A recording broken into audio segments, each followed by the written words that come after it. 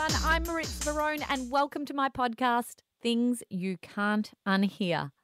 As a presenter with a focus on wellness, I have interviewed very many health professionals in my time and heard stories that have opened my eyes about the world we live in today.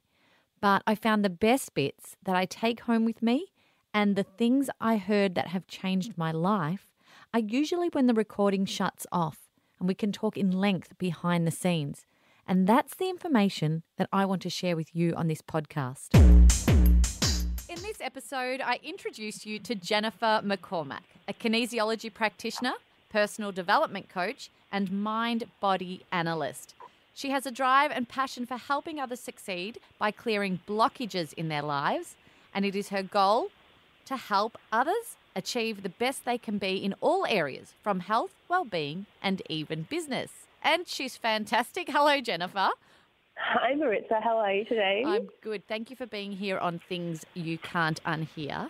Thank you for having me. I've worked with you before, so I am well aware of the magic that you perform in your office. And myself and my family have had a positive impact from what you've done with us, with mental clarity and even directing us in our careers. So thank you for that.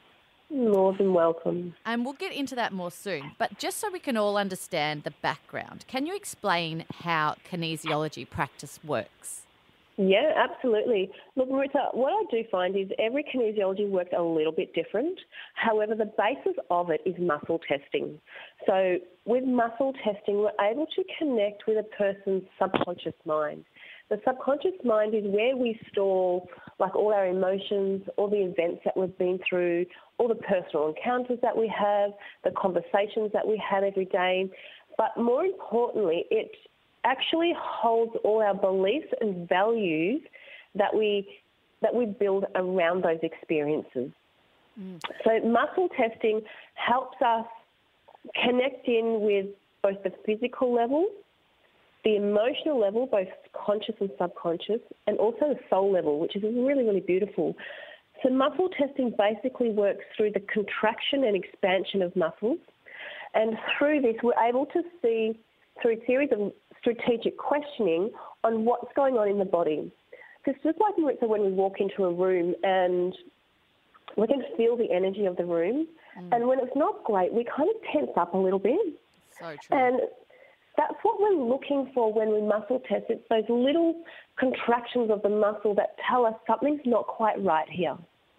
And what we can do is we can easily get to the root cause of a problem through what I said, that strategic questioning. And the thing that I really like about it, it puts me as a practitioner aside a little bit because it asks your body what the blockages are, and it also asks your body how it wants to come back into balance. So it's not like I guess, it's all coming from you. How do you read the body? How do you read these muscles? So what I do, which is a little bit different from other practitioners, I tap into your energy, and as you're on my massage table, I use my muscles. So I mainly use my hands. Sometimes I use other muscles in my body, and it helps me gain a quick response so I can feel when a muscle tightens and when it loosens. Interesting. So the subconscious mind is fascinating to me, and I'm almost obsessed in trying to sort of delve into it as deeply as possible, because once you start, you sort of get a bit addicted, right? Absolutely, absolutely. And I even find sometimes that, like, it's so interesting, sometimes you do need to step away from it a little bit. Gets a bit overwhelming. And just back into reality a little bit, because we operate on so many levels. And the way I like to see that we operate from is essentially we are an energetic being having a physical experience. So when we look at it from that level, it's quite deep. And that's where our subconscious comes into play a lot. So we're a soul with a body, not a body with a soul. Correct. Interesting, isn't it? When you start, it really gets is very, very deep, very, very quickly. And you sort of need a few moments to think, I haven't thought of it like that. Yeah, so if we're a soul with a body, we're experiencing this physical existence through emotions, through encounters, through a physical body. So it's easy to see how we can almost split our existence up every now and then into a subconscious, conscious experience. So tell me about blockages and how blockages are formed and how we actually clear them, because blockages can stop a lot of great things coming into our lives, like love and power and abundance, because there's that fear of self-doubt or money fear. Absolutely. What are these blockages that people have mainly that you found with your clients, and how do we clear them to move on to better and bigger things in our lives? Okay, so what I believe, it comes down to a very simple concept, which is very deep, which is a person's awareness and perspective. So when we look at, I have this example for you. Last year we went to Bali, and I went there with my family, my children, and we had an amazing experience. We went through beautiful daily adventures. We ate great food, but then I also had some friends that went at exactly the same time, and they got Bali belly. Not only their children did, but they did. So for them, Bali was a negative experience. Mm-hmm. So if you get both of us in the same room now, I would go, Bali's amazing. They would go, don't even talk about it, because in their mind it's such a negative experience. Right. So through that experience, being positive or negative, we build these beliefs that we hold based on our experiences. So next time, if they have an opportunity that seems amazing to go to Bali, they're going to say no way. Because they're going to expect the same result, right?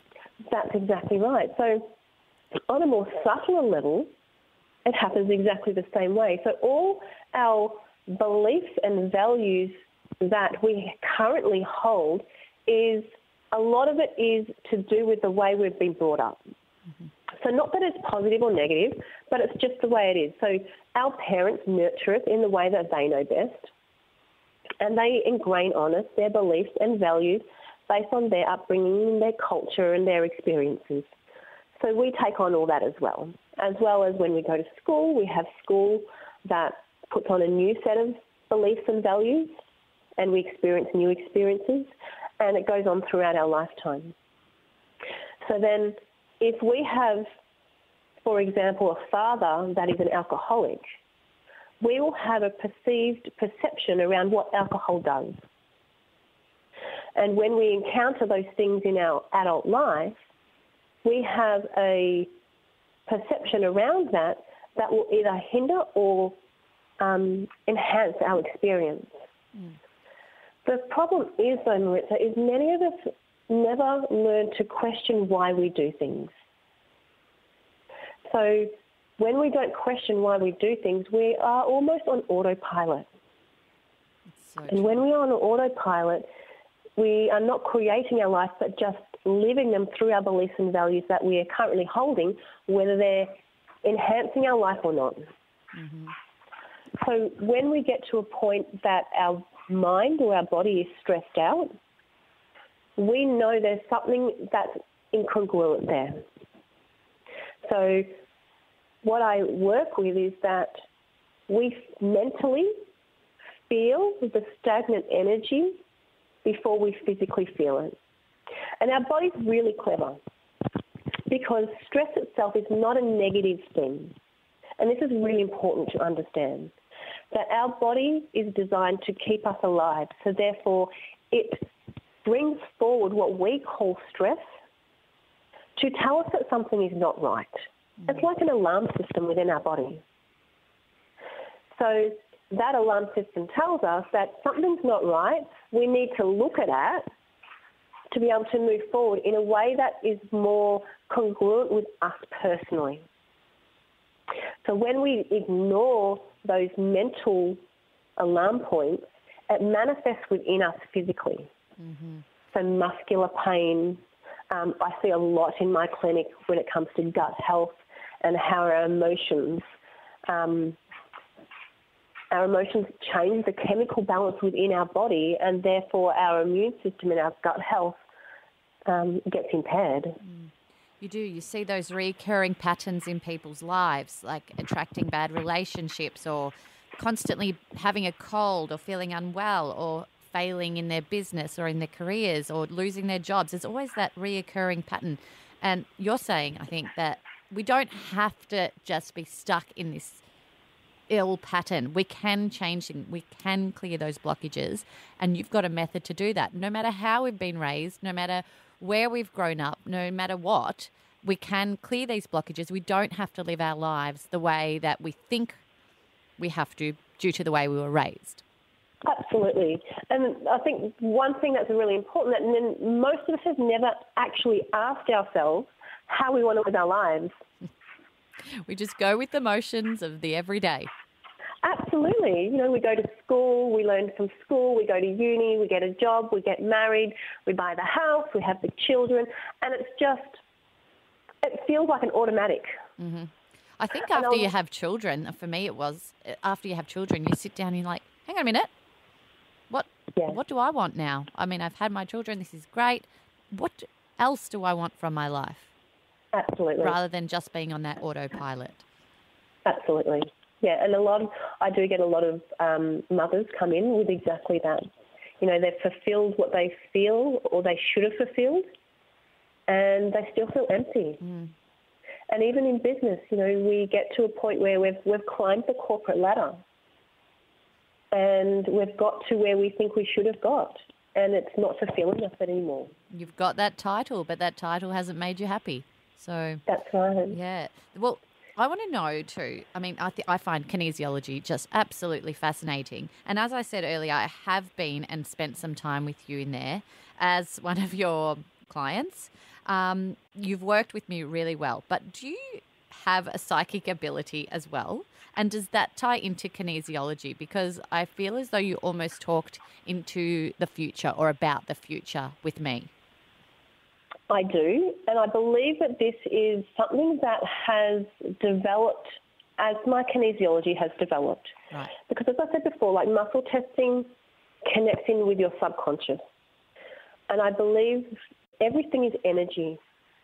So the more we learn to read the energy, the more we can literally do that and read the energy like we read a book.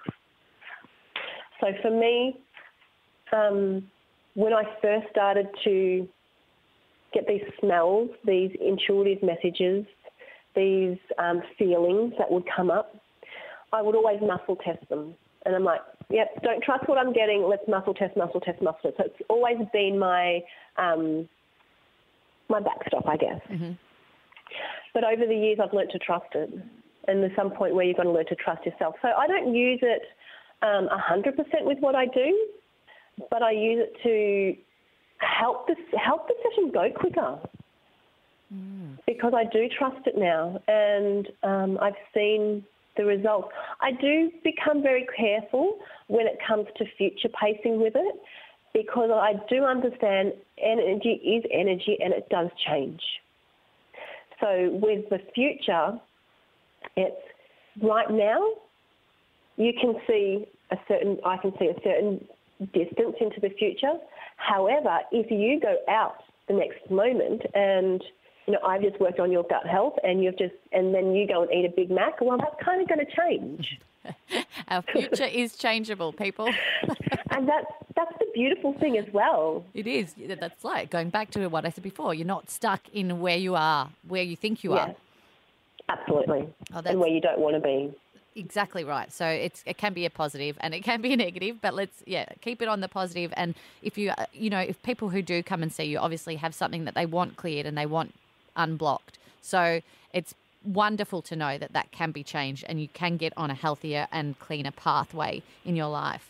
I think it's incredibly fascinating, this psychic ability, and I just wanted to delve into it just one more part, because you did say you sense certain smells and hear things. Can you tell us about that a bit more? Because I think there's so many people out there who'd love to delve into their intuition a little bit further and trust those voices and those smells. How do you trust them? I guess for me, I was lucky to have the muscle testing as a foundation where I could just test, is that right? Is that wrong? Am I getting it? And sometimes in session as well, I test, am I getting this for my client or am I actually getting it for myself? Because sometimes I feel that I'm actually getting information for myself. What I find with a lot of my clients, they mimic where I am right now. Right. That's why I find as a practitioner it's really important to keep growing on your own personal journey, because then you see the growth in your clients excel so much more. So I guess I learnt that I was getting these intuitive messages probably in my first couple of years of doing kinesiology, because I would smell. And I remember quite vividly working on one client and I could smell the smell of bleach. Now, I don't use bleach in my clinic, and it was very strong. And I said to her, for some reason I can smell bleach. And she cried. And I'm like, okay, I've hit the nail on the head here. And that's when she told me that as a child, her stepmother used to make them stay home during the school holidays and clean the house with bleach. Oh, wow. And that had stuck with her forever. So it's those confirmations that help you trust. That's incredible, because if you had said bleach to me, it wouldn't have meant anything. Correct. It's fascinating. Are there other examples? I could listen to them all day. I think with now, because I do a lot with business owners, it's really tapping into their muscles and going into, their physical pains and working out what does that mean for them at the time. I have one guy that I work with quite often, and he's a life coach, and he often texts me, Jennifer, I have this pain in my back. Tell me about it. What am I doing wrong? Why is it there? And one particular time I said to him, look, the pain in your back is because you're lacking in confidence. And you're lacking in confidence because you are honing your skills in the wrong area. You really need to work on your zone of genius, which is connecting with your clients and with your group and your community, rather than doing a lot of the back-end stuff, which he knew it was ready for him to hire a VA to do some of the little tasks so he can really focus in. Wow. So the next day he actually did that. He restructured things a little bit and was just focusing on his little zone, and he said to me, the pain just went away. You must see some great examples of people that you work with. And I want to delve deeper into the business side of it because you do work quite closely with people's careers, don't you? I do, especially business owners. I have this underlying drive to help people succeed with their own business. Great. I'm a true believer that not only us as an individual person, but us as a business owner have so much influence on who we connect with. And if we can work on ourselves to the point where we are infiltrating our community around us, not only with our friends and our family, but in the people that we do business with, it helps that, what I call the butterfly effect of self-awareness and love and gratitude just keep expanding. But I'll tell you one example with business that pops into my head quite significantly. Is a few years ago, I started to work with this girl, and she was a business coach. And she said to me that her strategies have always worked, but for some reason, right now they weren't working for her. And she was at the point where she was borrowing money to survive, to pay her rent, to eat food. And she said to me, if I don't do something, that I'm going to have to find a part-time job, which she really didn't want to do. So I said to her, what do you need to make in the next month? And she said $10,000, and that'll help me leverage for the following month plus pay back everything that I owe. I'm like, okay, so we want to go from basically $0 to $10,000 in 4 weeks. So we worked together every week for the 4 weeks. But what we worked on here was nothing to do with business itself. It was to do with her confidence. We instilled in her a new self-care routine. So to really deeply nourish and nurture herself from the soul level to a physical level. Mm-hmm. We also looked at some of the blocks and the beliefs that she held around business was nothing to do with her, but to do with some beliefs that her parents held around work and business, because they believed that business was only for a certain type of person, which was not them, and that they were only there to work for the man. And we hold what our parents think in such high regard, don't we? Absolutely. But for her, it obviously wasn't working. So we worked to release all that. So when I say release all that, I did with her a lot of visualization techniques. We did a lot of acupressure points and things like that.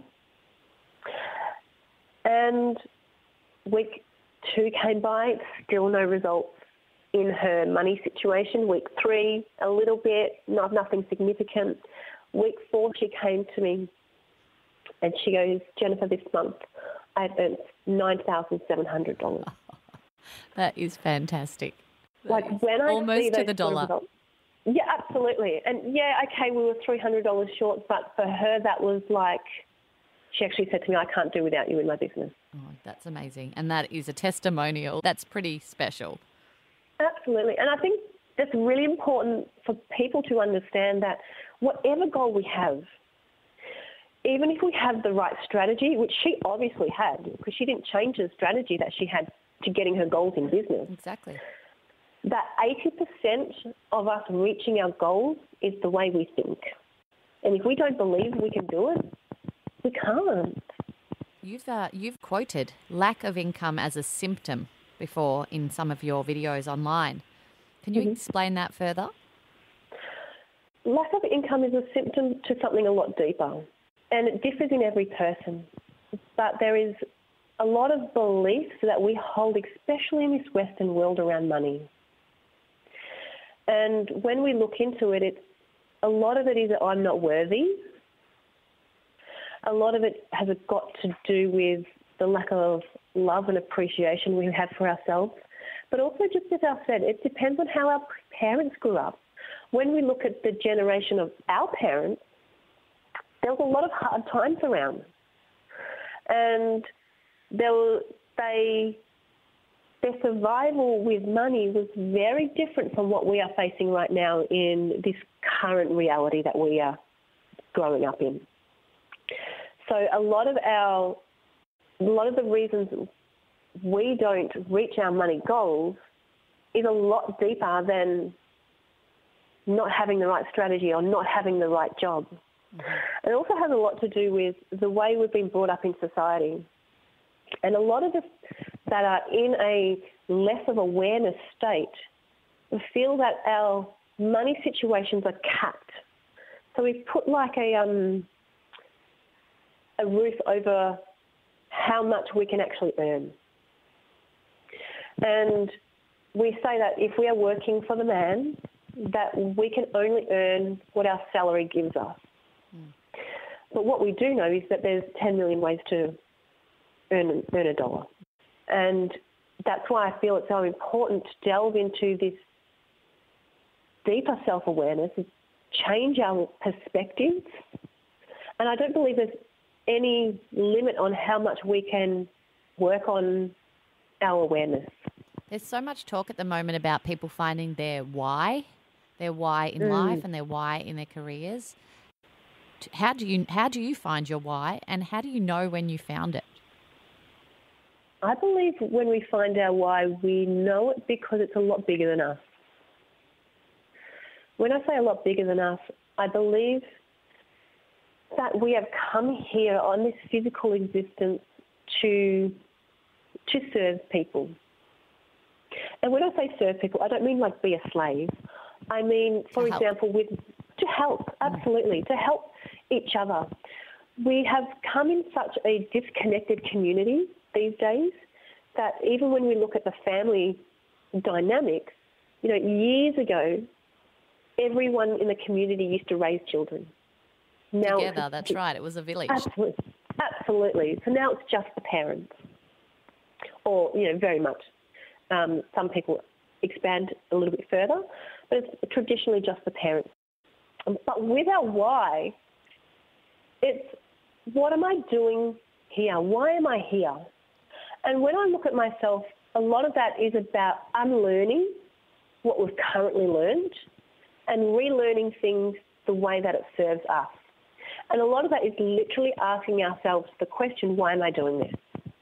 Why am I eating 3 meals a day? Why am I getting up at 7 o'clock? What happens if I get up with the sunrise? What happens if I just eat 2 meals a day? What happens if I walk instead of drive? What happens if I don't buy a house? What are the other options? It's a really getting deeply into the questioning. And once we start questioning the surface stuff, the questions get deeper. I mean, my son came to me the other day and he said, Mum, why do we have paper money? Why don't we just all share the resources? So true. So true. So but when we get Smart to that kid. deep, very, we have some very deep conversations. How old is he? 8:39. Oh, wow. He's been here before then? Absolutely, so many times. Well, I think you're fascinating, Jennifer. And I just, while you have us listening and you've got our attention, I'd really love to know what your vision is for an optimum life for humanity. The optimum life for me, I look at especially what's happened in the world in the last couple of months with New Zealand, with Sri Lanka last week. I see all this very unnecessary. So for me in the world is to help people come to that level of self-awareness where they're in deep love and gratitude with themselves. And I truly believe what Gandhi says when he says, be the change that you want to see.